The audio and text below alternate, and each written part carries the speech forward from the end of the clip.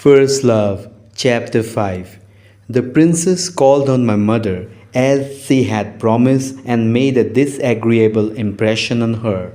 I was not present at the interview, but at table my mother told my father that this Prince Zayaskin struck her as a femme tres vulgari, that she had quite worn her out, begging her to interest Prince Serzai in their behalf, that she seemed to have no end of lawsuits and affair on hand, de villainous affairs d'argent, and must be a very troublesome and litigious person. My mother added, however, that she had asked her and her daughter to dinner the next day. Hearing the word daughter, I buried my nose in my plate, for after all, she was a neighbor and a person of title. Upon this, my father informed my mother that he remembered now who this lady was, that he had in his youth known the deceased Prince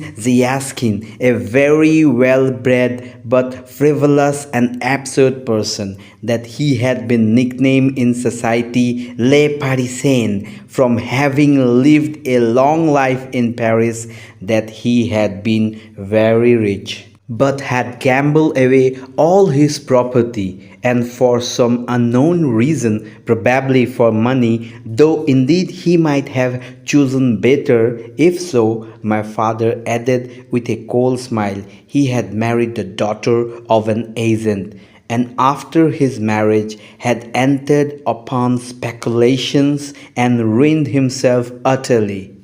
If only she doesn't try to borrow money, observed my mother. That is exceedingly possible, my father responded tranquilly. Does she speak French? Very badly. It is of no consequence anyway. I think you said you had asked her daughter to. Someone was telling me that she was a very charming and cultivated girl. Ah, then she can't take after her mother. Nor her father either, rejoined my father. He was cultivated indeed, but a fool.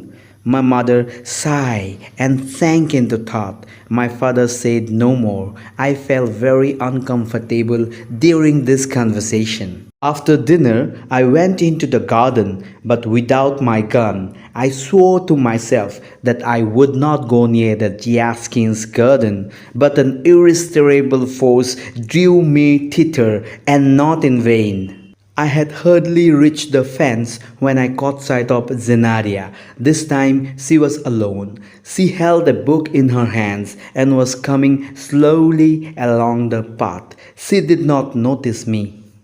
I almost let her pass by, but all at once I changed my mind and coughed.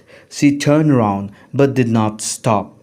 Pushed back with one hand the broad blue ribbon of her round straw hat, looked at me, smiled slowly, and again bent her eyes on the book.